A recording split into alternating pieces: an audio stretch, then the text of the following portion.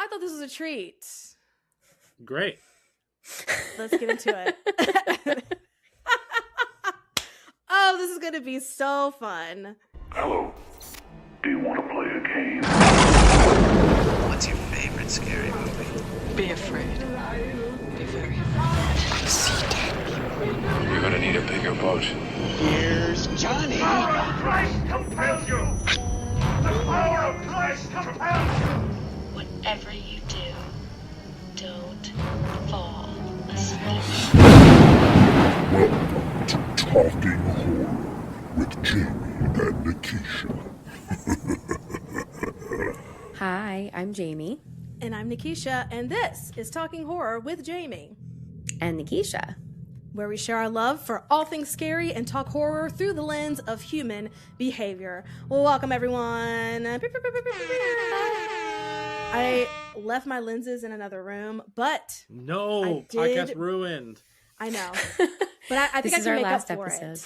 Yeah. I think I can make up for it. I brought a friend. I brought a friend out. Hold on. A friend? 1 sec. Oh my. Oh, if you heard that, you know what time it is. Today, we're talking about the 2025 supernatural horror television show, It. Welcome to Derry. When I close my eyes and I dream of you, I see your pretty faces and I taste them too. I take will. But my, oh my, how I wish to cry every time we say goodbye.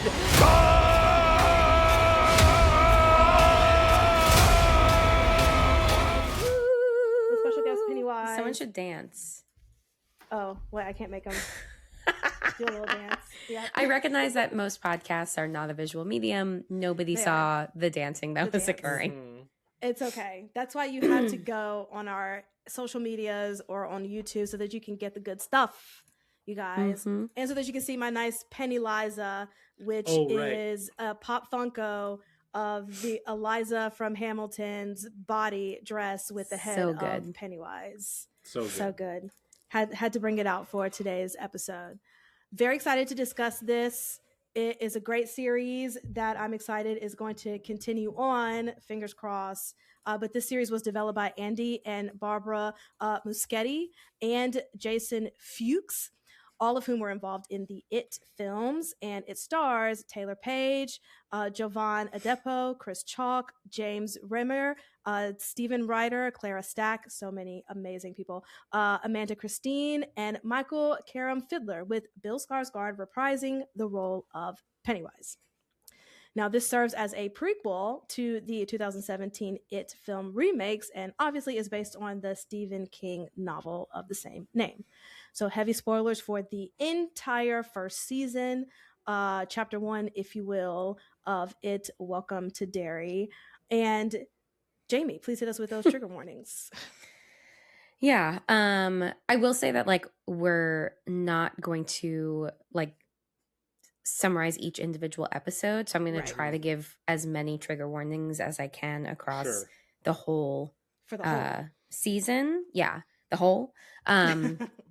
I mean, it's Pennywise, so there is a lot of blood squirting, lots of blood everywhere, body parts being ripped apart, lots of eating flesh, a mutant baby. I'm like, okay, that happened in the very beginning. In the very references to the military and guns and war, corpses, dead children, soldiers dying, being in the cemetery, pregnancy craziness. You say pregnancy craziness? Yeah, the giving birth scenes. Oh, okay. That's not the way I interpreted that was you're crazy when you're pregnant. And I was like, what? No. I don't know why that's where my brain went. Maybe I am crazy. Anywho, eyes exploding out of their heads, dismembered bodies in jars, using a table saw to try to cut out eyeballs, like some supernatural entities, children using like Xanax to drug themselves intentionally. Yes. Scary big teeth. Other like scary random images like zombies and just like creepy faces and things like that. More clown stuff. If you don't like clowns dancing. Right. Just stuff from the time, like yes. Oh, I'm still. Don't worry. I'm. She's like, I'm making my way down. Yeah. Racism. Yes. I was also going to say like just trauma in general, like trauma that especially like children experiencing trauma. I'm at the part in my brain where Ingrid's experience when she's younger is happening with her father. Sure. Yes. And then, good old fashioned racism, incredibly traumatic to watch a bunch of like Black bodies and children being burned alive, being shot at, essentially like, Klan adjacent, even though they're not wearing the white hoods, like they're wearing masks. It's the same thing. Again, death of a child, also a child of color, which also just pissed me off. Anyway, and then like just more murder of adults and like murder. Oh, and then suicide at the very end and institutionalization of adults and children. Yes. Did I miss anything? No, it's a lot going on. I tried to be as thorough as possible since we're not going to like, speak too specifically. Right. But this is essentially the entire season in a nutshell of some of the potential triggers. Yes. So just be mindful. If you just want to listen to us talk about it, that's also great. Either way. Amazing. Well, before we get into everything that is it, welcome to Derry. Producer Brian is going to give us a couple of words. Hi, everybody. Hi, YouTube. If you're not watching YouTube, you should, so you can see all of Nikisha's cool stuff and our dances, our Pennywise dances. And everyone listening, thank you so much for listening. We appreciate it. Of course, we are on social media at Talk Horror Pod. You can find us on Instagram and TikTok. That is a fun time to be had there. And we also want to remind you that we have some really cool episodes coming up. After this, we have our Christmas episode, which is Gremlins. Then we have our best and worst of 2025 horror movies.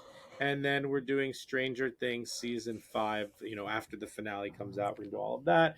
Then in January, we're going to be doing The Boy. This is a pro Brahms podcast. And so check those out. But we also love it when you review us. We look at them on YouTube, on Apple, on Spotify, wherever you're reviewing us.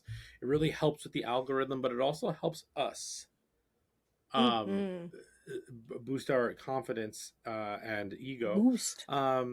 So here is a this is from last year. I'll wait to do that one. Okay. This one is from Gutted Horror Podcast. Oh, great name. They said, awesome. This is about our Stuart Ortiz episode. Awesome interview. Stuart's a true horror fan. You can see his love for the genre in Strange Harvest. We loved it. Also glad the topic of horror trailers came up. We have a love-hate relationship with them for that exact reason. for trailer failure. It's a fine balancing act of getting an audience excited and giving away too much of the plot. We really loved the trailer for the first Omen last year. That was very nice of them to say awesome interview. So thank you, Gutted Horror Podcast. We appreciate you, and we appreciate that. You. Yes, thank you. Thank you. Give us a review, comment, whatever it is. We really appreciate it for sure. Cool. Thanks, everybody. Amazing. Well, just speaking of horror in general, have you guys watched anything this week? We have. Tell me everything. We watched I don't remember. We rewatched Titanic, which has a lot of horrifying circumstances in it. Yes. That's what I was thinking of. For sure. We watched Titanic. I watched all the Ocean's 11 movies again for fun. Oh, nice. Can you call them all the Ocean 11s? No, they're the Ocean 11, 12, 13. Yeah. Okay. But I watched Sentimental Value, which was incredible. But horror-wise, we watched Wake Up Dead Man, the new Knives Out movie. Not horror, but a good murder mystery, and we enjoy those movies for what they are. Enjoyed that one. But I forget if we talked about it last time on the podcast, but I did watch Horror in the High Desert 4, Majesty. It's the best of that series, and I like that series a lot.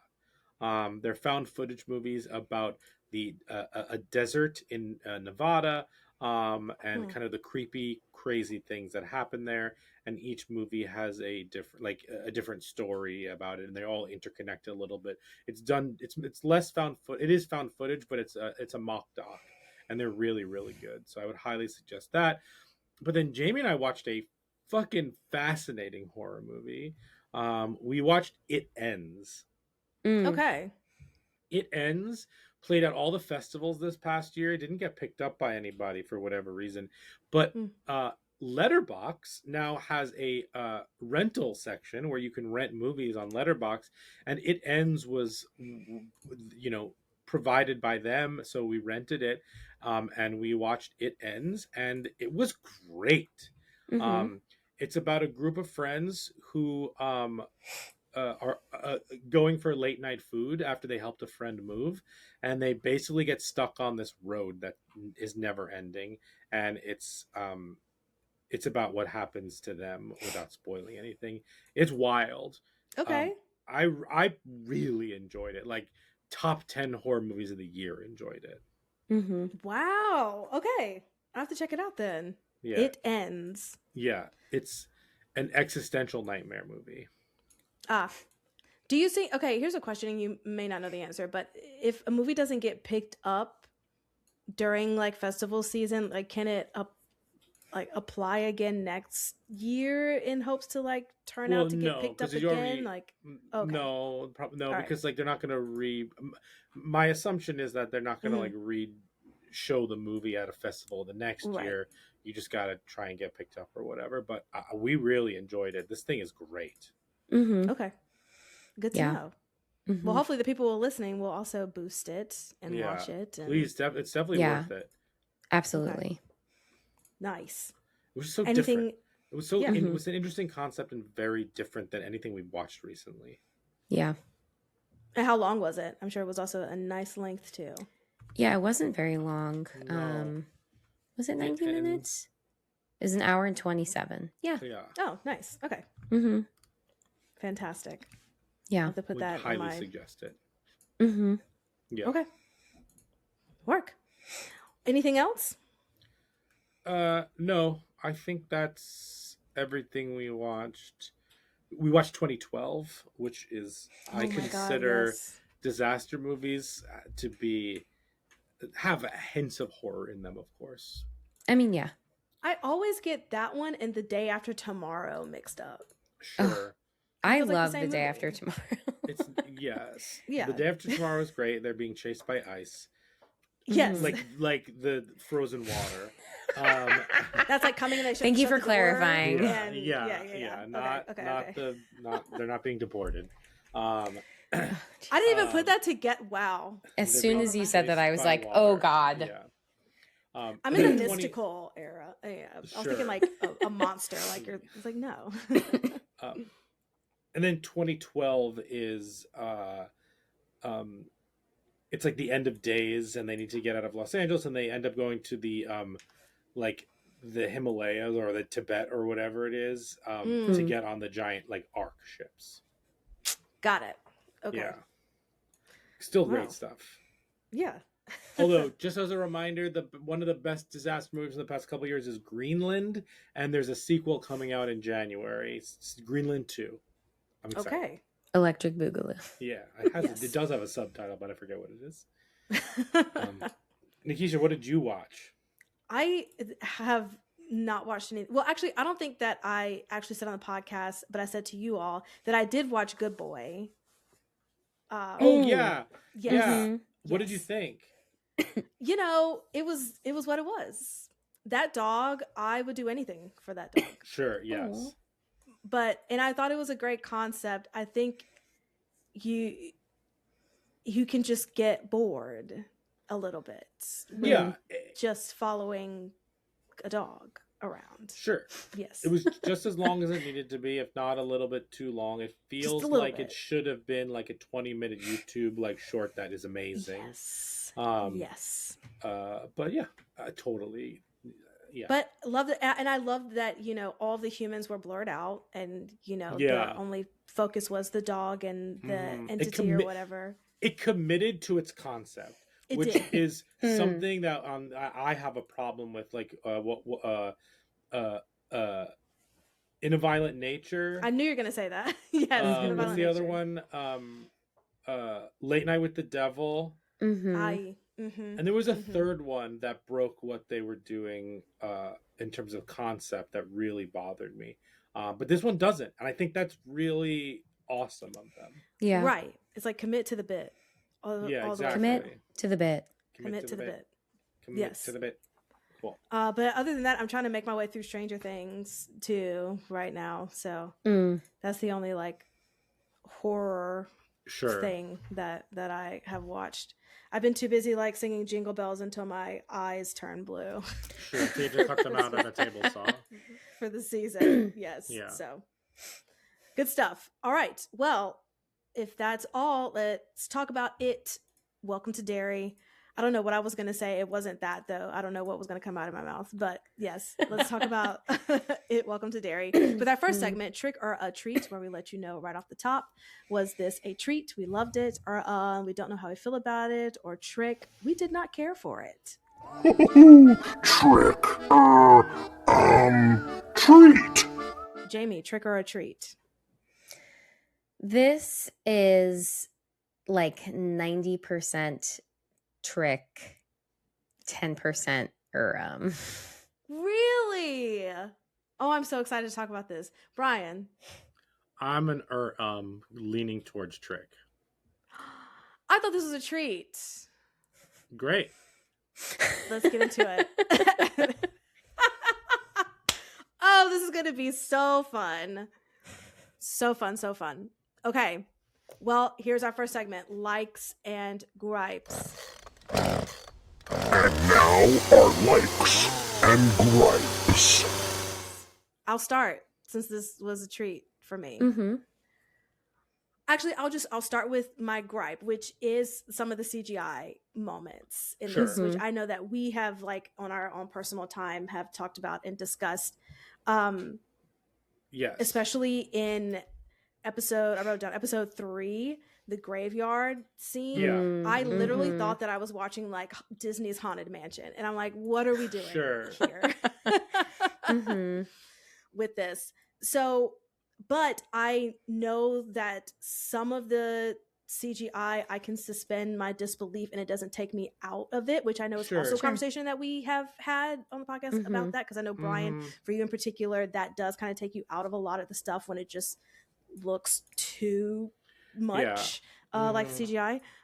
So I can totally get that and understand that. What I enjoyed about this was I didn't know much of the lore. I did not read any of the books, or I didn't read the book. So some of the other lore and details and backstory was fun to find out in the series. Sure. Yeah. I also am a fan of the movies, the 2017 one being my favorite of all of the movies. I thought that the acting from the kids was great.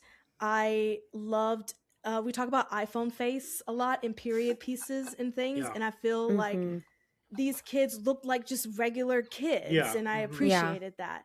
And that got me to buy into the story. It got me to buy into some of the 50s language that they were being used. I forgot what movie we were talking about, but we were like, oh, it was the Black Phone 2, when we were talking about it felt like some of the language was forced of the it was time all, period. Like 80s jargon, like yes. Like But I feel like in this one, because of how the kids looked, because of how everything was set up, like I could buy into like the 50s jargon of it all. So I really enjoyed that. My absolute favorite episode was the reveal of Pennywise, with all the kids in the sewer and the kid turning into. I thought that it was a great delay of gratification, if you will, of seeing Pennywise throughout the series. Just because you're like building up to this moment, you're getting to know the kids, you're getting invested in their individual lives, and then here comes like the monster. So you're seeing like all the other kind of real life things that are destroying them with the entity underneath all of that, but then you like don't get to the actual entity until later on. And so I just really appreciated that journey with that. Even though it's always detrimental just seeing like racism, it was nice to have it be historically accurate, but not it just be like total trauma, Black people trauma the whole time through. Because I know it's a delicate balance of like being a part of the time period, but not the horror just being like Black trauma 100% of the time. So I appreciated the journey with that as well. I thought that the acting in that was also incredible with the adults, specifically Will's parents and their dynamic. And speaking of the time period, I loved how they were going about fighting their own individual battles of the time, right? It's like Will's dad decided to go about it through being a part of the Air Force. And that's his way of like, you know, making sure his family is okay, but also kind of having a hand and being like a major and having some type of authority and power. And like, that's how he's fighting the system as a Black man, you know? And then on the opposite is like Charlotte, and she's like the more quote unquote unconventional way of like fighting for the people and, you know, trying to help Ronnie's dad and kind of going behind people's back or even standing up to the chief. That whole interaction between them was excellent and very powerful and moving in that regard. And so I just loved that dynamic.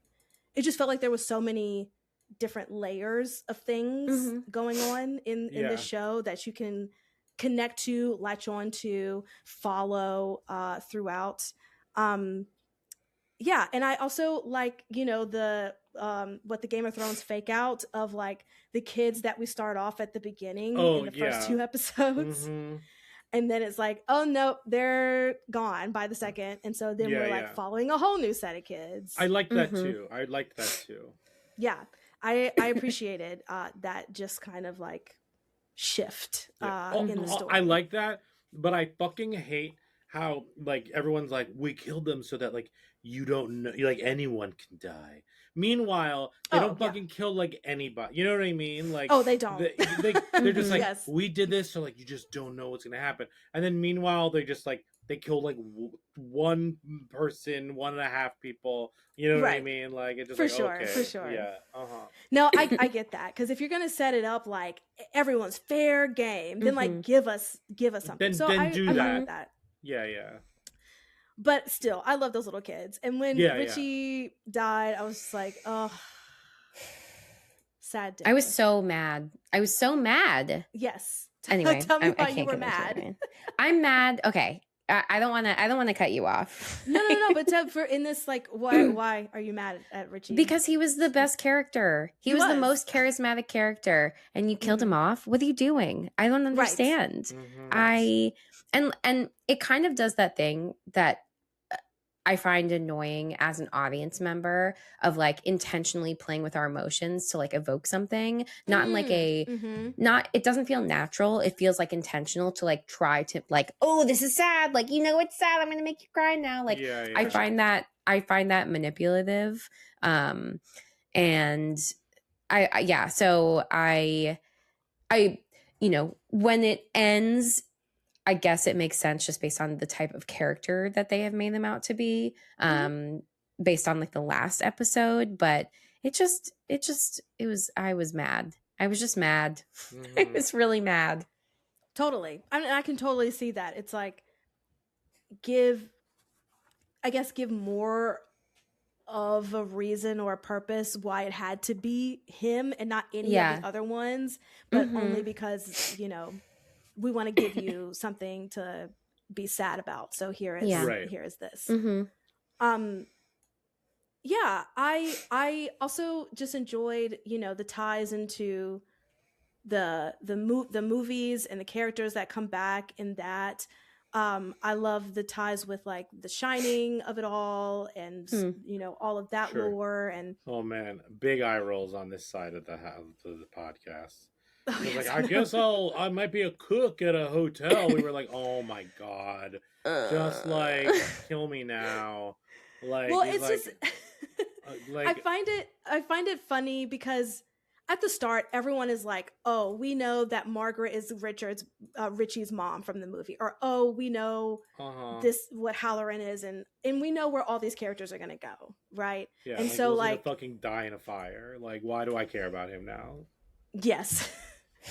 But I think, and I think I could still just kind of go along with like what is happening, even though we already know what the end is. Totally understand of like, but you don't have to think I'm an idiot and spoon feed me like, now I'm going to the hotel. Yeah. We know. Yeah. So fine. But I think those little like things about the show was just like, okay, whatever. Like you're trying to, fan service in a way. All of this stuff. Yes. Yeah. that's what a lot of it felt like. And I was like, I don't need that. For sure. But yeah. For sure. Yeah. But I enjoyed it. I enjoyed, like, again, as someone who like is not super familiar with all of the backstory and the lore of everything, it's like, okay, yeah, tell me all the things. Let me know what's going on. I did want to ask, how did y'all feel about Pennywise being like a time is relative, it's not linear, like entity of everything, everywhere, all at once type? Well, I want Pennywise to be on the next season of True Detective. Because time is a flat circle. Yes. Oh God. I thought. No, sorry. Go ahead. I'm 50-50 on that. I think it's okay. This has a lot to do with like my gripes about this and why I didn't enjoy it as much. But okay, I like that concept. I think the show had an amazing concept, and I think that's really interesting too. Like this idea that like maybe he dies, but in the end of chapter 2, but like maybe he's going back to each time period, because we now know that the idea is that for seasons 2 and 3 to be the 27 years before this and the 27 years before that, because in the chapter 1 he's looking up all of the like 27-year like gaps of things happening, and these are the things that come up. So I like that concept, but like also like, so what? Like I who, like, okay, fine, like sure. Also, I'll stop now. When it's my turn, I will go into my gripes, and I have to kind of play into that. But yeah. Okay. Even though the CGI in a lot of it was like, what the hell, I did enjoy a lot of the gore in this, specifically when like Ingrid's husband or whatever gets like Pennywise like slices him down. Oh yeah, you know, in his face, like just laughing hysterically. That was funny to me. That was good, you know, gore that was happening. Anything of that nature. And you know, I think I just liked. I think I was just invested in the people in this, which was why I enjoyed it a lot, of like seeing what's happening with like Lily and her family, or like specifically like Will and his family and Ronnie and like that whole dynamic. And you know, it was also just kind of wild, the crazy shit that they all are going through, and then like going to school the next day like nothing was wrong was just always so wild to me. Like, oh my god, everyone's dead. Like, time to go to calculus. Right, exactly. Don't want to be late for school. Yes. Yeah. It's like someone's missing. Okay, well, I gotta go. The bell's ringing, so here we go. But again, it was just like a suspend disbelief, and you know, as a whole, it was just a nice like, okay, you know, hour-long Sunday night. Here we are doing this as a collective. And I want to talk specifically about like the impact of, I know people have an issue with streaming services doing like weekly things, but like it just reminds me of when we had just television and we only had one shot to like see something on one day, but then everyone is talking about it. You only get all one I need shot. is one shot. And everyone talked about it the next day. Yeah. I feel like it was really nice to kind of get swept up in everyone discussing what the episode was like on social media or with each other. So it feels like a community collective thing, as opposed to like if something is dropped all at once and then people go at their own pace. It's just kind of like, oh, well, I don't want to get spoiled, or oh shit, I got spoiled for this, or whatever the case may be. It's like everyone is watching and then we're all collectively like involved in what's going on with it, and all having like discussions about what's going on with it afterwards. So I really kind of also just liked the community of that. I also felt like I said, it was an hour-long episodes. I felt like that was long enough. We don't need anything like extra extravagant, because sometimes we're just leaning on the, why is this almost an hour-and-a-half long movie for one episode? Makes no sense to me. But yeah, I'm excited. Oh, and the last thing I'll say, I really enjoyed Bill's performance. There are people who are like, oh my God, this is the best performance of the year. And I'm like, okay, I wouldn't go like that far. Like, he is an amazing actor and he did a great job with this. Was he in it enough to warrant like, this is the greatest thing? Like, I don't think so. But I will say I enjoyed the distinction between when he was Bob Gray and when he was Pennywise. I thought it was absolutely genius. Just the subtle shifts in his speech and tone and facial expression. And I liked how they incorporated like an almost fully realized Pennywise in Bob Gray, and then the shift into the entity was great. Like that whole episode, loved that. And you know, just again, not normal themes, but just themes of like racism and sexism and women being put in institutions just because they breathe the wrong way. And so now it's like, you gotta go, you know, but that was of the time. And, you know, just seeing that kind of being replayed on top of, it feels like the same thing with like what Lovecraft Country, where it's like you're dealing with actual racism and then you're also dealing with like supernatural entities. Like it was fun to watch and see, and I'm excited for how it's gonna progress. And I will definitely be watching like all the other ones just to see what it is, what it's about. But overall, I had a great time watching it. Cool. Yeah. Ooh. Brian or Jamie, who wants to go first? Jamie can go next. Okay. I really just thought this was fine. Similarly to what you said, in terms of the CGI, it was like so deeply distracting. Like it was very hard to like kind of sit with all of this, because I was like, it's just like it's just so over the top and in your face, and to me at least, like not particularly well done, that it's just very hard to like actually want to pay attention to the story, because they're like throwing fake buckets of blood in your face. And it is gory. So it's like there are so many different opportunities to like throw in something practical, but like they really don't ever. So I didn't really enjoy that. So much so that like the graveyard scene, we stuck around and watched like the post credits, like when they were talking about the production, and they were like, yeah, we like did the CGI and like blah, blah, blah. And like they sounded so excited about it. And I was like, no, this was like the worst part of this episode. Also, I think it just comes down to that. I think that the director, Andy Muschietti, is bad with CGI. His other movies, Mama, which I like, but the CGI is bad in Mama. He did the I don't like the CGI in the It movies.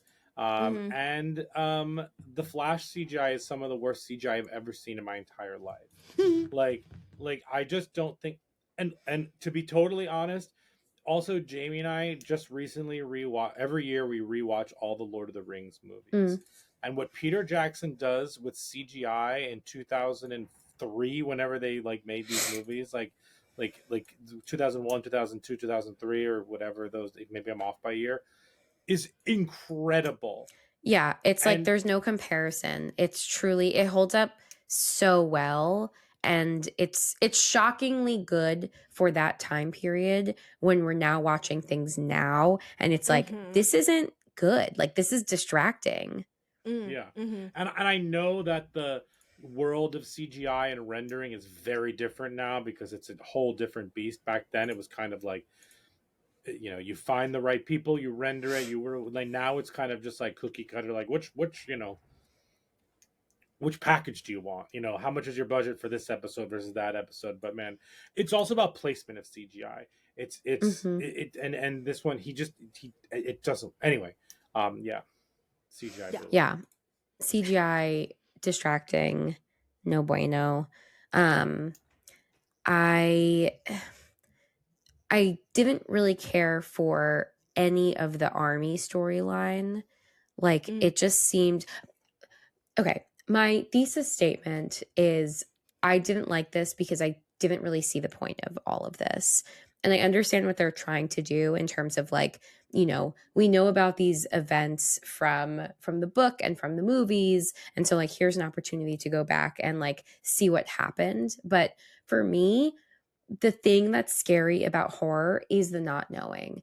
I think that it's less effective when we're like going back and watching exactly what happened. And it's like, oh, okay. Like, yes, it's bad. And like, it's creepy and like scary, but like, I just feel like they've removed some element of the mystery of it all.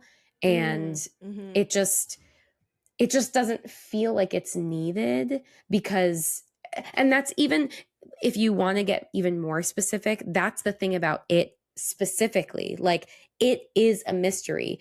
Like they don't even fully explain what the deadlights are in any of these things so far. So it is mysterious to people that they aren't entirely sure like why any of this is happening. In this one, we get more of why it's happening. But again, then it's like, okay, so like it's an alien, big whoop. Now what? Like, I don't know. I have a really hard time finding any justification for this series to even exist. And then just didn't find some of the plot lines compelling. And then at the end, all of these like things that they kind of like, I guess like, you know, barely left breadcrumbs in, just felt like, okay, we're going to wrap everything up very neatly and just like give you all these conclusions. And it's like, I just feel like we've been on this like kind of slow journey for a bit. And now all of a sudden you're just like shoving all of these conclusions in my face. Like, I don't know. It's just a lot of things that I'm like, what? Why? I don't. Yeah. So like that is kind of why I didn't enjoy it to begin with. The other thing, and Brian and I were talking about this too, is I think that it's so focused on Pennywise. I wasn't expecting him to take on such a huge role in this series. And then it just like, I don't know. It just feels like a third movie with him in it. That's like all him. And I thought that the kids' storylines were the most interesting, and I wanted more of them. And so obviously like there has to be some connection, but I thought that he would stay more in the shadows as opposed to like being so present. And I feel like the latter half of the season was just like all Pennywise all the time. And I was like, okay, like that's not what I think it's a lot of like expectations that weren't met, or maybe I had too high expectations. Or maybe I didn't really know what I was getting myself into in starting this, but I just found it to be really disappointing. And like, I'm not particularly excited about, the next 2 seasons where we get those other stories, because I'm just kind of like, again, this is more information that I don't necessarily want, because I think he's creepier when we have no idea what the fuck is going on. Mm-hmm. Got it. That's fair. Yeah. So that's like that's my big thesis statement. Yes. I think that another thing that like really bugged me was Ingrid, and the moment where she's like, I'm doing all of this to see my daddy again. It's like, okay, like obviously you have experienced this like really awful trauma, and like you have not been able to work through it, and like it's just like, still there to the same degree. And now you're like conceptualizing, or you've drawn this conclusion that like this is your father. And so her like figuring out the way to bring him back, and then the confrontation at the end. The confrontation I found like so utterly annoying, because she's like, daddy, daddy. And he's like, I'm going to sleep now. And then she grabs him, and then he's like, your daddy's in my belly and he's still there, blah, blah, blah. And she's like, you're not my father. And I'm like, bitch, why are you drawing this conclusion right now? I can't, like, what do you mean? What do you mean you just figured this out? He's been doing all kinds of weird, wacky things that I don't think that you would have. Yeah. And I don't think you would have associated those things with your dad. Like, your dad didn't seem like a shitty murderer. So like, why is this okay for you now? And then all of a sudden you're like, wait a minute, I see the light. You're not Papa. And I just like, that really annoyed me, because I'm like, now you've like truly ruined all of these people's lives. Like, you are the one to blame for all of this. Yes. You're a piece of shit. Yes. And yeah, that just pissed me off. I also didn't realize until a TikTok video, which now my whole TikTok feed is Welcome to Derry. Yeah. But I didn't realize until it just comes. Yeah. Yeah. But that she, when she becomes the old lady, is the same old lady from chapter 2 that Bev, as the adult, goes back to her childhood home, and that's the lady that like is creepy, Pennywise creepy. Mm-hmm. So I was like, oh, okay, that's cool, I guess. Like, I understand. I think that also I'm getting more annoyed by like fan servicey things. I feel like I'm just being a grumpy Gus, and I apologize, but it's okay. It's your opinion. You say what you want to say. Safe space. I find fan service more and more annoying. Mm-hmm. And like, because I knew they were going to say some shit about like, we should go live on a farm. And then they fucking did it. And just like stuff like that, where I'm like, ugh, we don't like, we already know, again, we already know like the circumstances, because we've met the kids in the future, the kids in the present, whatever. You don't need to like drop those lines, or like, Halloran being like, I'm going to go to some old hotel. Nothing bad can happen in a hotel, right? Like, it just feels like too much. That also feels like spoon feeding us in like a really obvious way, where I'm like, all you need, we know that's his fucking name. Yeah. I know where he ends up. Like I'm good. The Shawshank stuff too. It was like, I guess he has to go to Shawshank. Yeah. Yeah.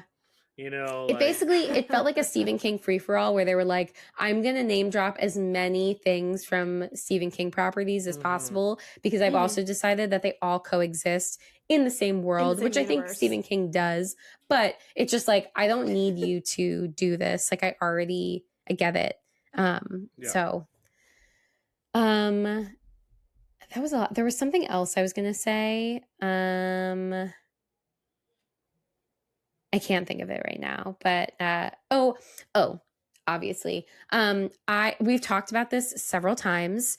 I am so tired of just like using, like, not use racism as a way to like we should be talking about it, but I'm tired of seeing like, you know, people of color and Black bodies being like destroyed traumatically on screen. Like, why are we it just really pissed me off. I was so mad watching that in that, like, I couldn't get over it. And then they do the thing with Rich and I'm just like, please, I need a break. Like, let me get away from this. But yeah, I find it so like distasteful and frustrating. And again, I get it. Like, there's a lot of ties to the present of like, you know, fear and wanting to set things straight with like the right people and just like all this stuff.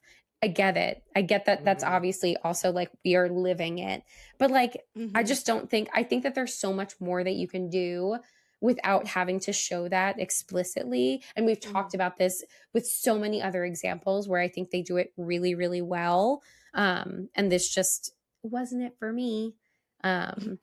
So yeah, those are my gripes. I think my likes are that like I thought that I didn't think anyone gave a bad performance. Yeah. I don't think anybody like didn't deliver. You know, there were some emotional beats, lots of funny beats. I think that like they, you know, expressed fear in like, you know, really effective ways, but just all of the other stuff like really wasn't for me.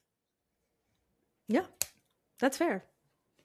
And I totally understand you on the, you don't have to show me all of that in order for me to know like what's going on as far as like the racism things. I saw I saw TikTok, well, not TikTok, Instagram. That was a TikTok because I don't have TikTok because I'm old.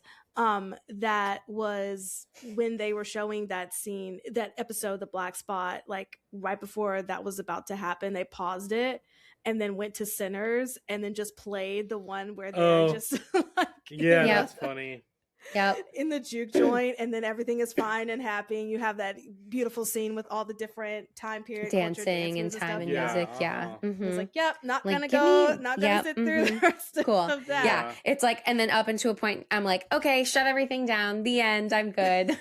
Off to do literally anything else. For sure. Absolutely. Yep. Producer Brian. Sure. A lot of my likes and gripes echo what Jamie said. Some other things that I'll add. Again, I also liked all the performances. I also think this was well made. I think the pacing overall was really good. I thought that each episode felt like they had like a true beginning, middle, and end. So I think some of the moments in this are fantastic. Like in the last episode, Richie holding on to his parents' like shoulders, and then Dick seeing the people both being overwhelmed by the dead people, and that with The Shining, or with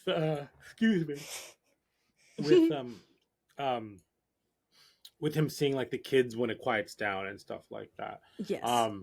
Some effects that I thought were really good is when Pennywise freezes in the fog. Oh yeah. I thought that was a good one. Yeah, with his mouth open. I love because they do that twice. Right. Yeah, one with Lily and then one which I love the one with Lily. That was amazing. And then I liked the Dick Halloran stuff a lot, but I really liked the like Native American mythology of them wanting to like of them kind of like being like a Knights of the Templar, but for Pennywise. I thought that was super cool. And so I thought there's a lot to like about this for sure, and I think a lot of it was interesting and clever.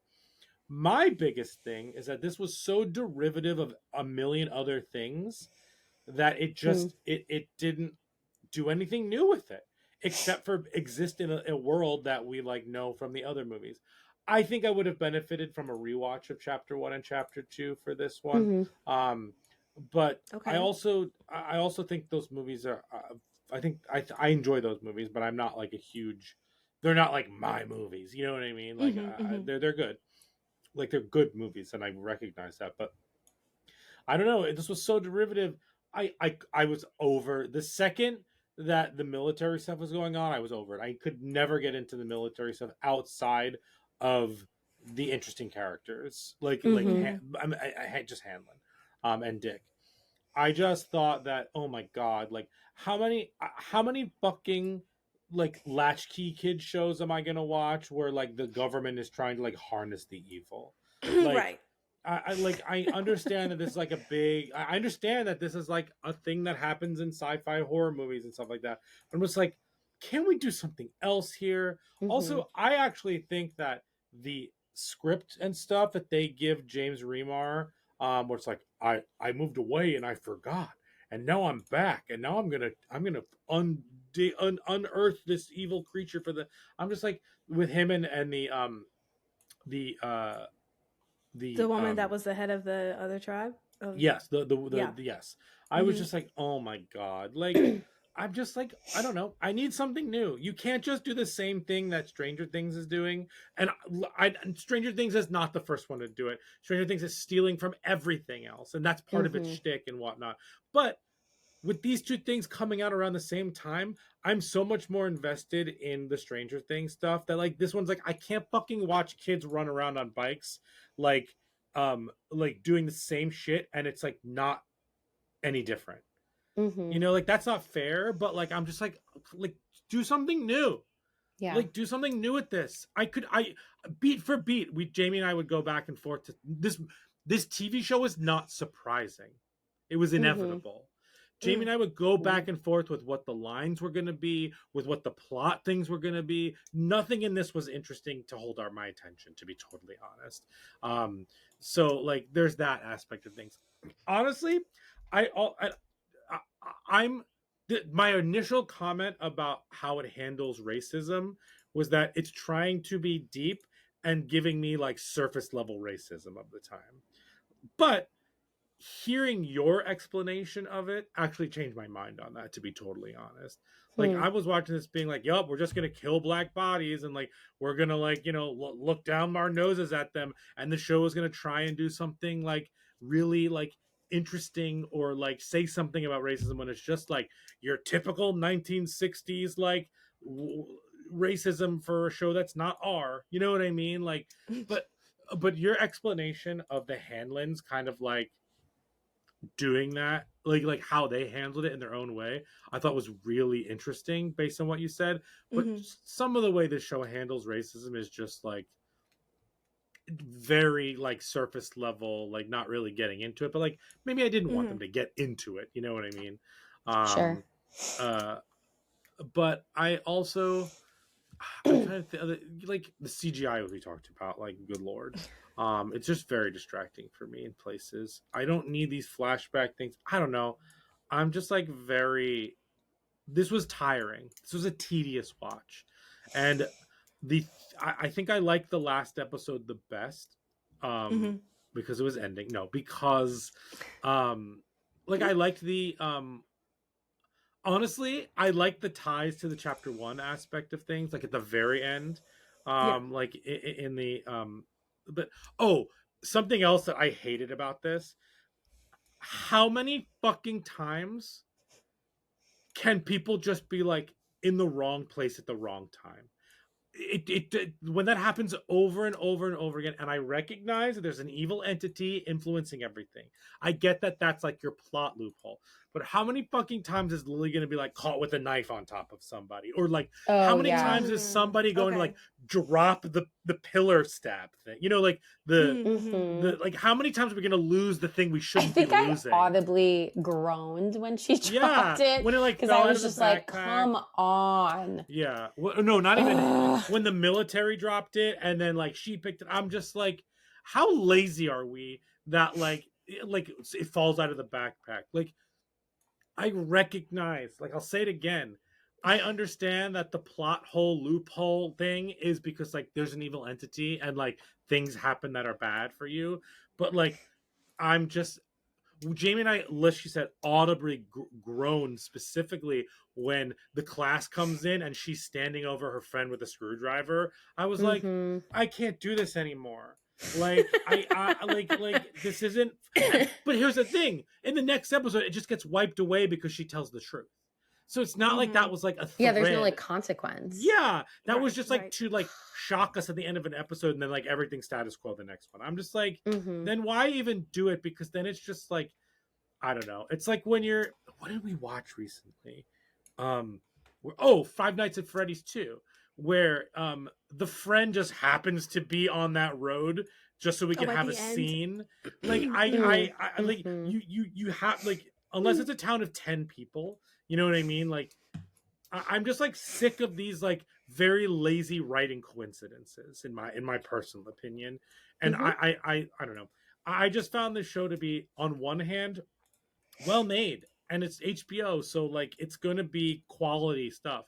But on the other hand, narratively, I was so bored and it was so tedious. I wish it was just the kids, honestly. Because I think the kids were that when the kids were on screen, I looked up from my phone, to be totally honest. Like because like Jamie and I, we knew exactly what was happening with the military stuff. There were no surprises there.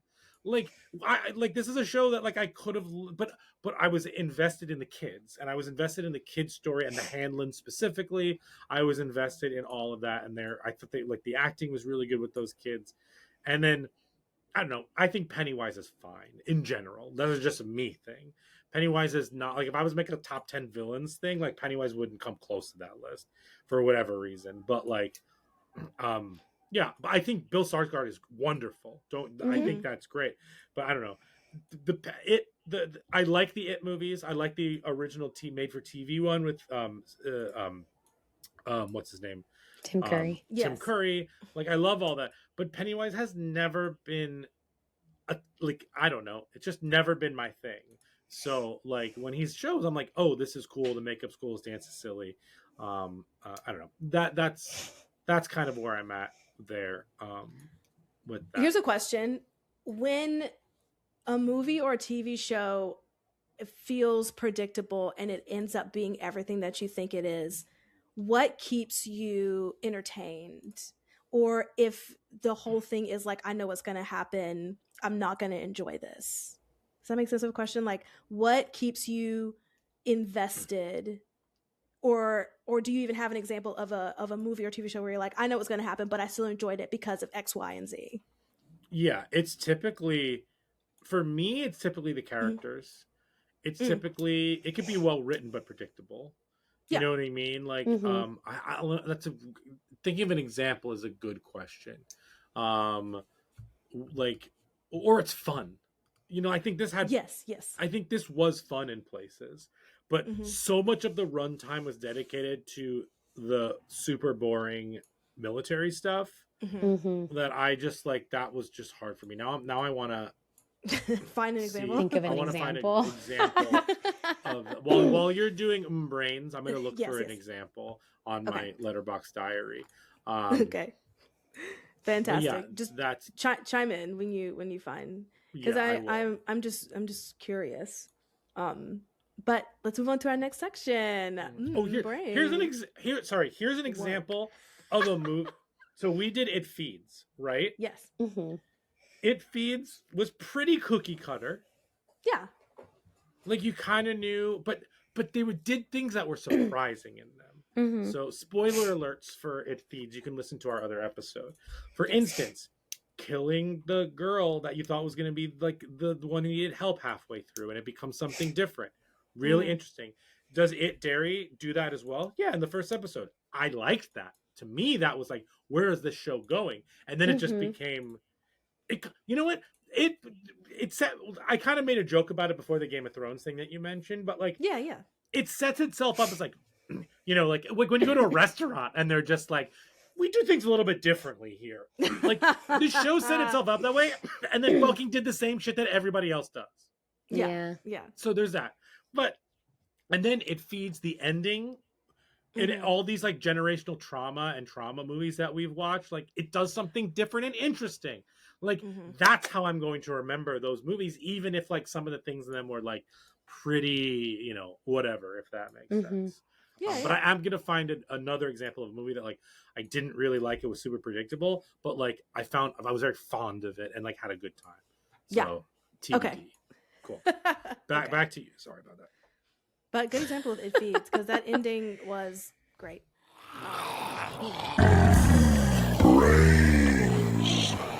Okay, first question in Brains is, how do you feel about children being placed in mental facilities over having one-on-one like therapy sessions? And are there any pros to going to a facility over individual therapy? Just thinking about, of course, Lily and Jennifer Hill and all that.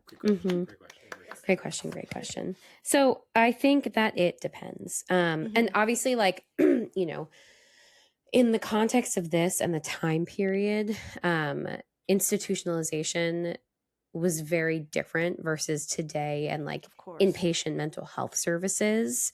So in the context that I'm thinking of now, there are things that would warrant like hospitalization, and that's primarily like if somebody is at risk of harming themselves or somebody else. And the same, like that goes for minors, like that's not exclusively just adults. And so like, you know, unfortunately there are some children, there are young people who, you know, are at risk of like self-harm. And so that's the level of care that they might require at the time. There's also like a varying degree of levels of care in terms of like least restrictive to most restrictive. So like outpatient therapy, like you're talking about, is like the least restrictive, right? It's like you go at whatever frequency works for you. Maybe it's like every week, every other week, once a month for maintenance kind of thing. Then there might be like something a little bit more intense. Maybe you see somebody twice a week. Then they have intensive outpatient, which is like several hours a week. Then, you know, there's like other programs and things like that in between. And then the most intense would be like inpatient.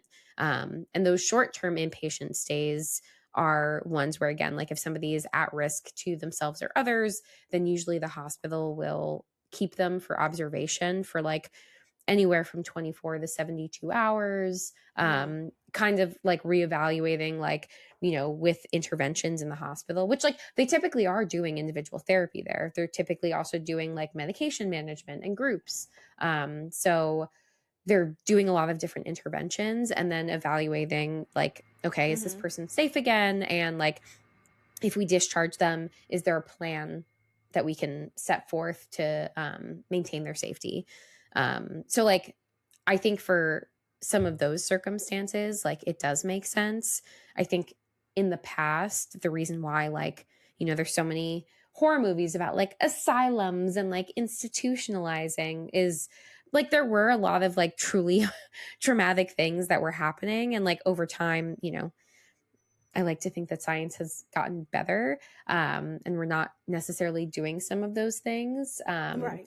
And so I think just like the perception that we have of like what these experiences are and look like are definitely concerning. And then seeing like a young person being in that situation, and we don't fully know like what happened or what brought her there. We know what brought her there, but we don't know like actually what brought her there. So like something happened as a result of her losing her father and she needed to be hospitalized. You know, that's all I can do is take that at face value, and hope that, you know, some underlying reason is that like she was unsafe or, you know, experiencing some degree of like very intense mental illness that she needed that level of care. But that's like my present brain trying to justify whatever happened in the past kind of thing. So like there could be loads of other factors where it's like, she's crying, we better send her to the hospital, you know, like some other weird bullshit.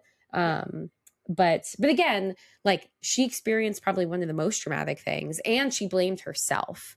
And so like that, I think on top of that is like just another layer of, you know, why she probably was just having the hardest time dealing with that. But, and then like, continues to face it in a variety of horrifying ways from Pennywise. So those pickles. Yeah. Oh my God, the pickles. But the one thing I did find interesting about her being hospitalized is, and I don't know if this was just like, the creepy like Pennywise thing in the background and like adults being really weird in this world, but her mom was like not particularly compassionate to her at all. She's like, why do you want to come to the graveyard with me? And she's like, I'm traumatized, Mom. Like, leave me alone. Like, It was just like, I don't understand. I'm like, what do you mean you don't? Like, what? So like that pissed me off and confused me. But again, I was like, is this the like, again, another trope I hate is like adults not listening to kids. Yes. So I was like, is it that? Is it like the Pennywise influence of adults not listening to kids? Like what is happening here where like her mom is just like, I don't understand you. Like felt really weird. But yeah. But I would say like, there are, I don't know if pros and cons is the right word, but I think of it more of like there's a spectrum of care from like low to high. And I think depending on where somebody is at, they either are, they can operate and manage in the world, even if they're like, struggling significantly, but like they can still maintain their job. They can still maintain relationships, maybe struggling with those things, but like they can maintain them, versus like, you can't even brush your teeth, get out of bed, shower, make yourself eat. Like, the spectrum of like how we are impacted by things, I think also relates to like what level of care we might need. And that's why, the spectrum exists. Yeah, that absolutely makes sense. And like you said, it was also different in the time as opposed to like now, because for reasons or whatever, they were just sending people away just because. Yeah. Well, I think also like the perception of like, I mean, maybe in the current state of things, it doesn't feel like we're considering humanity, but I do think that there's like over time, people who are experiencing like mental illness are not there's still obviously a ton of stigma, but like not being perceived in the same way that they were back then, where I think the idea was like send them away to the hospitals and we don't have to think about them. Right. It's like when you're thinking about populations, like marginalized populations and how they've been treated over time, like here's another population where it's like just tuck them away and like who cares? So, that also makes sense. Yeah, for sure. And it's not none of this is good. It's just like to give context to like that time period. It's like, we've always treated marginalized groups terribly. Like why are the mentally ill any different? Right. Exactly. And that kind of ties into my next question too. Just specifically dealing with women and mental illness. They've got hysteria. Right. Yeah. Oh my God. That's the answer to everything is hysteria. Yep. They speak another language. Hysteria. Yeah. Let's cut out their frontal lobes and give them an orgasm. Yeah. At the same time, count me in. At the same time. There was a whole Instagram video about that too. So them just giving women orgasms and being like, okay, send you on your way. Well, yeah, that was how they treated hysteria. Golly.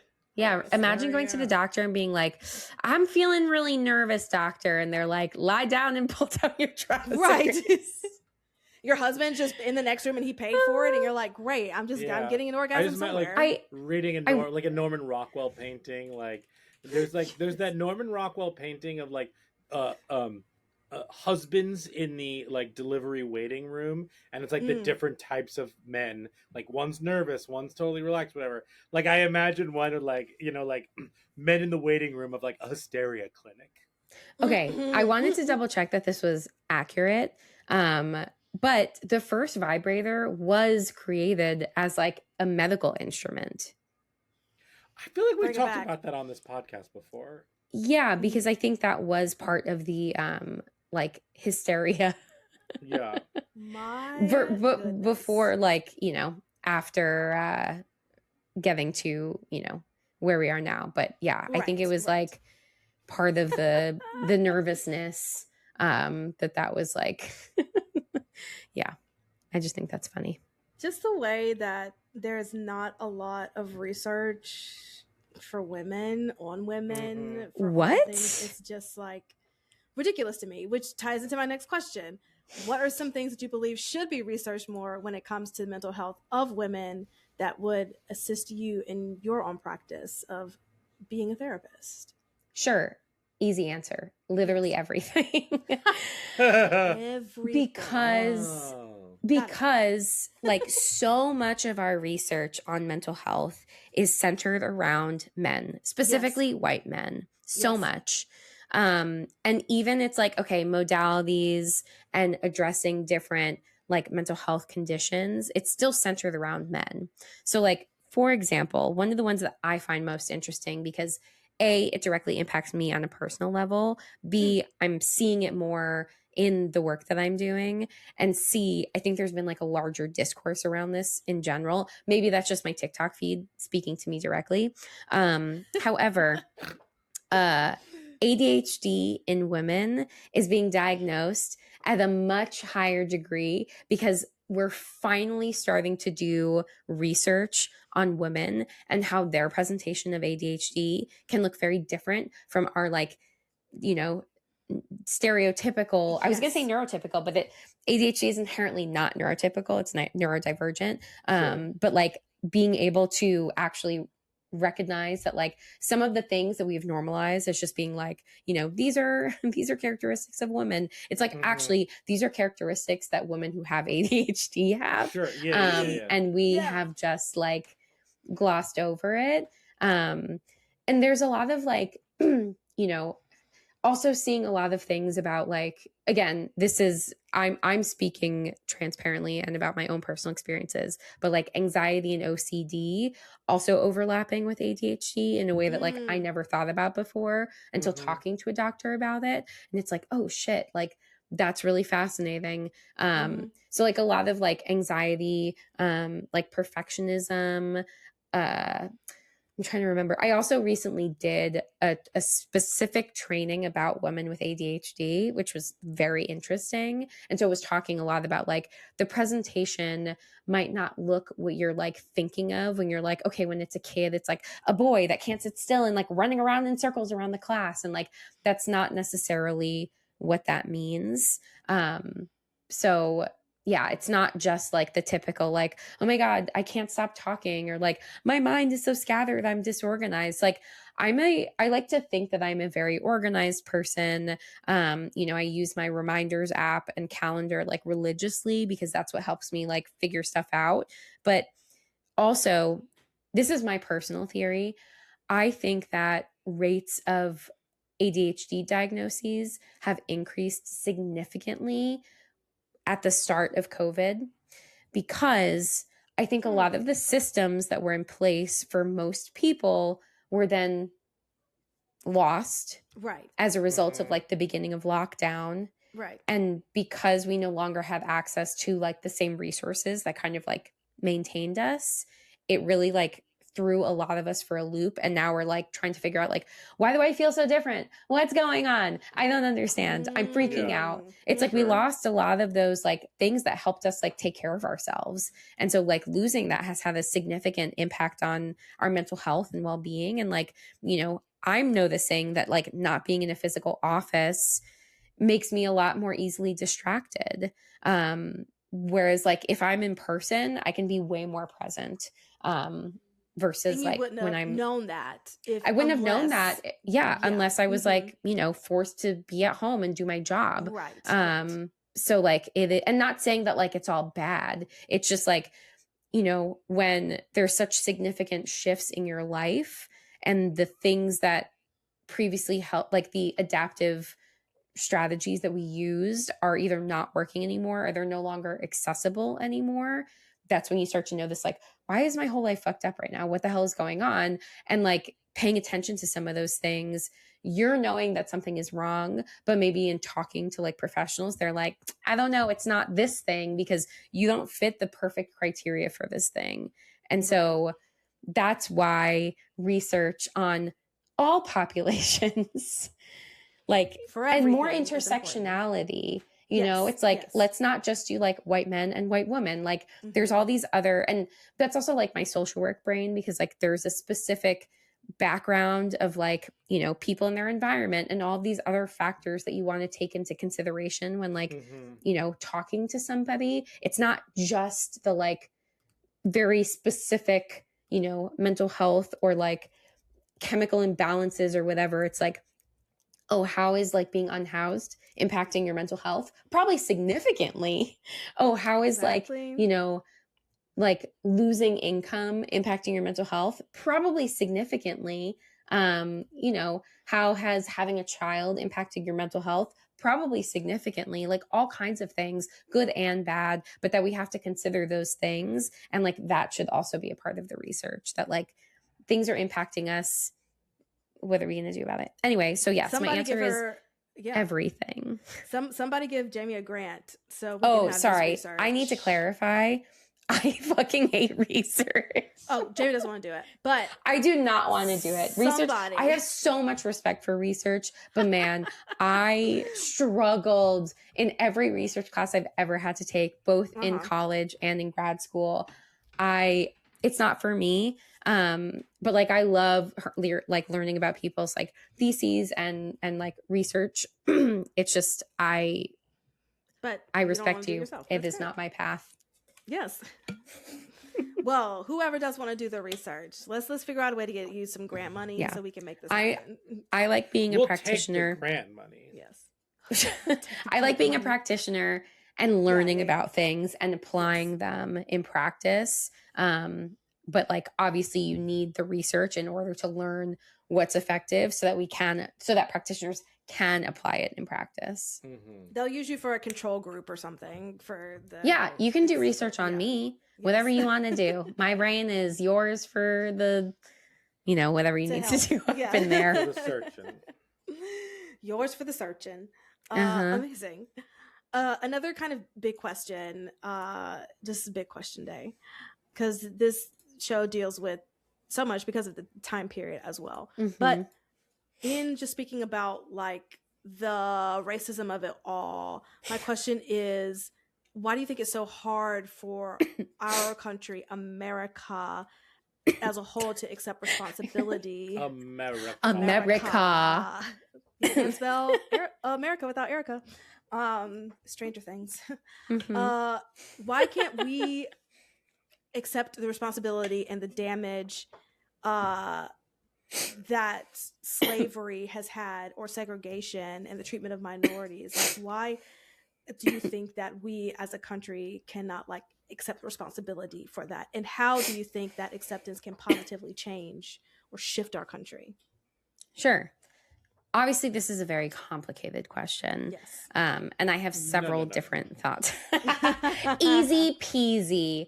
I have a lot of thoughts on it. I think for one, people who are in power and hold privilege benefit from not having to think about, like, their lives are so unaffected by this that like, what's the likelihood that some of them are even thinking about it? TBD. I think that, and then on top of that, when you're asking people to reconcile that, I think that it's a really hard thing for people to do. It's hard for people to, one, unlearn things that have been so deeply ingrained from when you are a child. I think that it's hard to like accept that perhaps you might be perpetuating some things that are in existence up to this day. And I think people really have a hard time with that like internal work, because it means that they have to challenge themselves in a way that like society is not really asking them to. Because again, the status quo is that like, if you hold the power, why would you relinquish it? So it requires a lot of like a willingness to challenge yourself in that way. And I think there's a lot of people, and a lot of white people who, again, inherently, you know, are privileged, who don't want to do that work, who feel so deeply uncomfortable about doing that work, that they avoid it. And like avoiding it again maintains the status quo. They are minimally affected by this. And so there's less motivation for them to want to do that work. But these are all also people who are benefiting from things the that system, not only the system itself, but also culture and food and experiences and music. It's like people who want to take from these communities, but they don't actually want to unpack the impact that has happened to these communities. Yes. And like, you know, that part, it's like a lot of like fun mental games that people are able to like not have to think about, that like there is certainly this tension, but like how aware are people of that to varying degrees, but like not really. So I think that people have a really hard time because it means challenging something about themselves that like, I would say most people don't really want to do that. Yeah. And yeah, it makes them super uncomfortable. But again, then it, you know, continues to reinforce this divide. And like, that's why people are still being marginalized. And then like, you know, taking it a step further where there's just like people who are overtly racist. I also think that's a piece too, is like, I think that people have a hard time thinking about where they have contributed to the system. And they're like, well, I'm not racist. And so like that then makes it harder for them to like want to do that work. Because in their own perception of themselves, they're not racist. So why would they have to unlearn anything they're not racist. They have Black friends. They love Black people. Like it's like that kind of shit. But like that's not addressing the underlying problem. Right. So yeah, that's just like another piece where it's like people don't want to acknowledge what degree of like biases they hold, whether they're aware of them or not aware of them. And it's none of this is easy work. You have to be willing to do this. And this is like a lifelong thing Truly that you are committing to forever. So recognizing that it is challenging, but like that you should still be committed to wanting to try. If there is a better way to like actually, you know, be a country that is diverse and that like we appreciate that diversity, you know, there are ways, but it's like on an individual level versus like a larger like power and privilege level that people get to remain in power. And so then inherently there are people who will be marginalized as a result. So yeah, I was like, you asked this question. I was like, I'm so ready. Let me get into it. And there's so much more. There's so much more that can be said. But this was just like, these were the beats that I at least wanted to like touch upon because I think that I definitely, it's like, it's so fascinating. People who also like just don't want to think about like unpleasant things in our past because it's like embarrassing to them. But it's like, yeah, like these things happened. We can't undo the past, but we have to acknowledge it. Like we can't just like pretend it didn't happen. That's a truly wild thing to try to do. Absolutely. And then you have like where we are right now, where like, you know, we're not teaching about some of these things.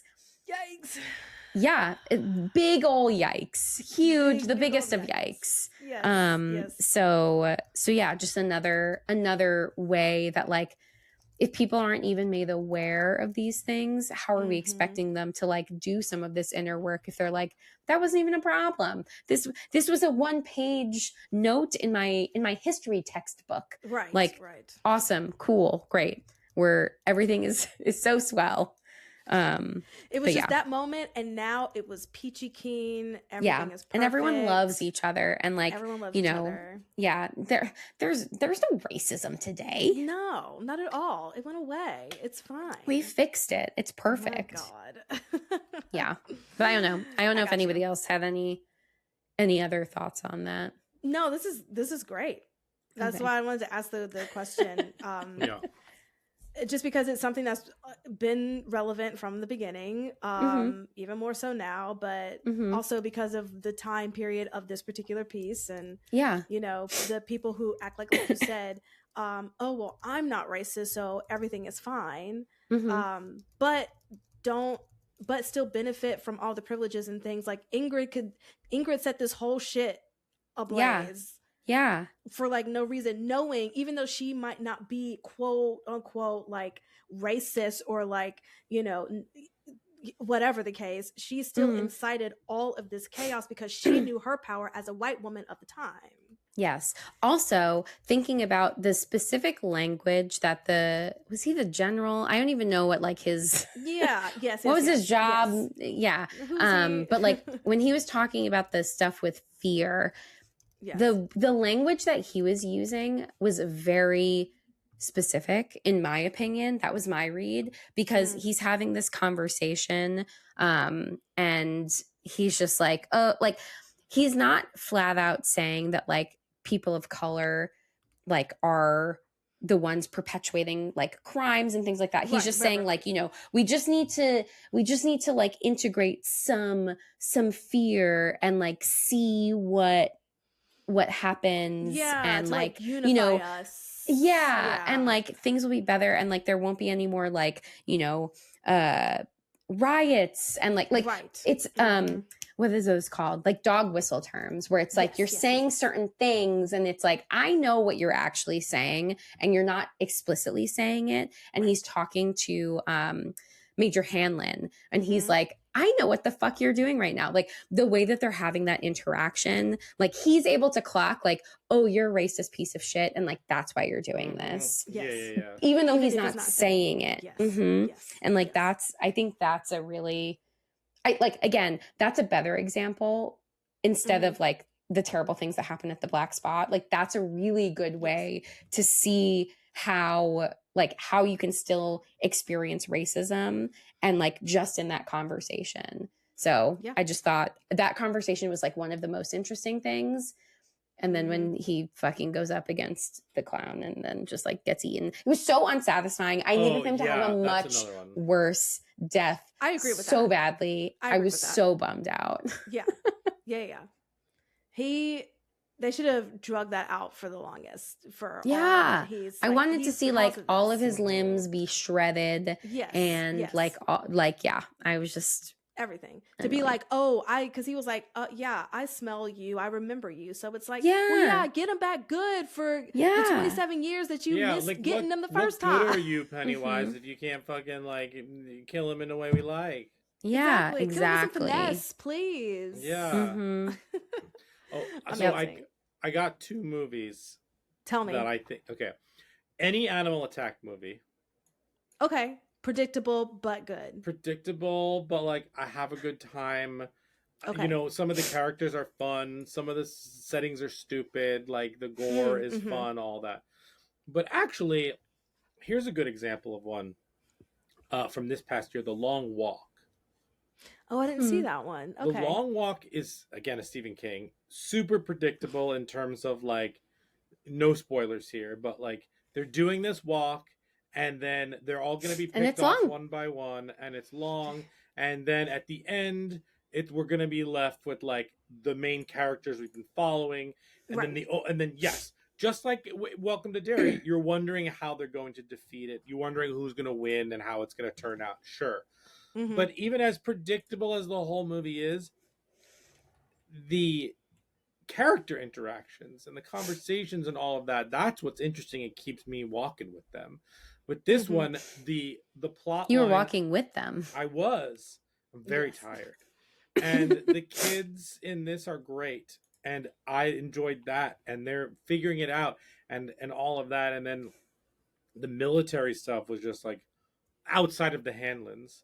Was just like, oh my god, like can we, like, the characters aren't interesting or fun, the mystery isn't interesting or fun, like you're all dummies, like let's keep moving on. I don't know, that's you know, and in those last episodes, the more we are with the kids, the way more interested I am. Even when the CG's bad, I'm still more invested in those sequences than because the kids are there. Yeah, absolutely.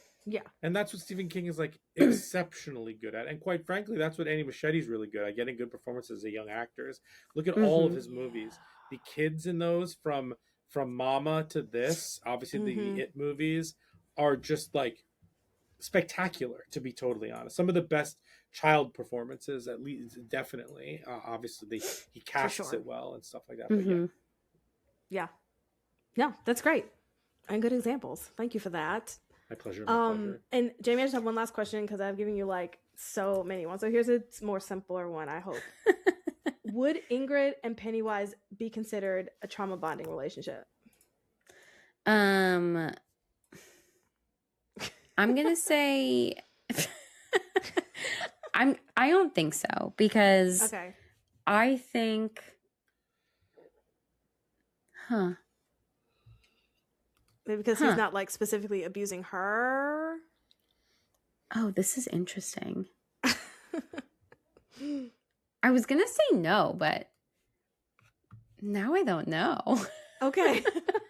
Because like, I mean, he's not explicitly targeting her, right? But like, she is. Well, is she being re-traumatized by him?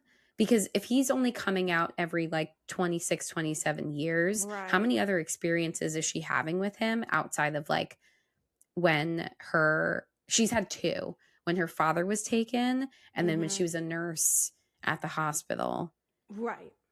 And so this will have been the 3rd time that she experienced it. But like, there is something that is like drawing her to him despite these things. And I guess the first time, like, she doesn't even know what happened to her father, nor does she know that like he was responsible for it. And the second time is when she like actually comes face to face with him. So yeah, I don't know. I think she just might be traumatized and not entirely rooted in reality as a result, and like is just really fixating again on a person who has intentionally disguised himself as her father. So it's understanding that she is like locked in on him. Right. But yeah, maybe no. Okay. That was a real roller coaster. Thank you for coming along with me. Yes. I love to see it. Amazing. Okay, well, should we Rotten Tomatin this? It's the Rotten Tomatoes game. Rotten Tomatin. Does it have Rotten Tomato? Oh, I guess, yeah. It doesn't have a letterbox, but it has a Rotten Tomato. Gotcha. Why doesn't it have a letterbox? Because you can't. Letterbox is only movies. Oh, it's only movies. Okay. Wow. Letterboxd. What the heck? Okay. What do you think this has on Rotten Tomatoes? And I'll give you one like line here. One hint, I guess. The tomato meter and the popcorn meter, so the critic score and the viewer score, the audience score, is only 1% off from each other. Wild. 76. Oh my God, Jamie, that's what I was gonna say. Same brain. Cancers unite. I'll say 79. So the average, the tomato score is an 80%, and the audience score is 79. Work. And there's no critics' consensus here. Yeah, that tracks. Yeah. Cool. I haven't really heard a lot of. Maybe just because, you like one thing and then it just fucking AI feeds you just what you want to hear. Yeah. I haven't heard a lot of people not enjoying it, but again, I haven't heard a lot. No, most people I've seen actually really enjoy it. I think I'm in a minority. No, I mean, that's fine. I would have loved to hear other people's opinions about it. Sure. I just was, but for the most part, people have been enjoying it. Yeah. Like, it's cool. They did some cool stuff. But narratively, I was like, okay. It's like, give me something different, which I totally understand that. Give me something different. Yes. Should we do the 4 S's? Mm-hmm. Yes, sis. Skull, scare, shakes, and suggestions. The Talking Horror's 4 S's. All right, the 4 S's are skulls, scares, shakes, and suggestions.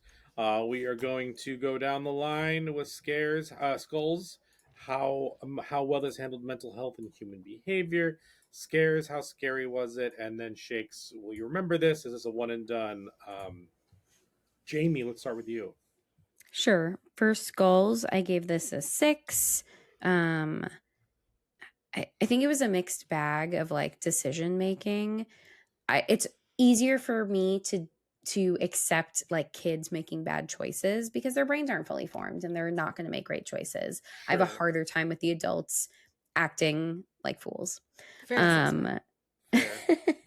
For scares, I gave this a 2. I didn't find it that scary. I think because the CGI was just like so much. But as we've talked about before on this podcast, I don't like big mouths. I don't like weird mouth things. So, you know, creepy. I'm gonna bump this up. For shakes, I'm gonna give it a 5. Just middle of the road. For as much as I just shit talked it, if you want like more to the It stories, like you're gonna want this, you know, like if this is a world that you're interested in, you're not gonna avoid this. So yeah. Great. I'm gonna give it a 7 for skulls. I feel like the people were peopling. I'm gonna give it a 4 for scares.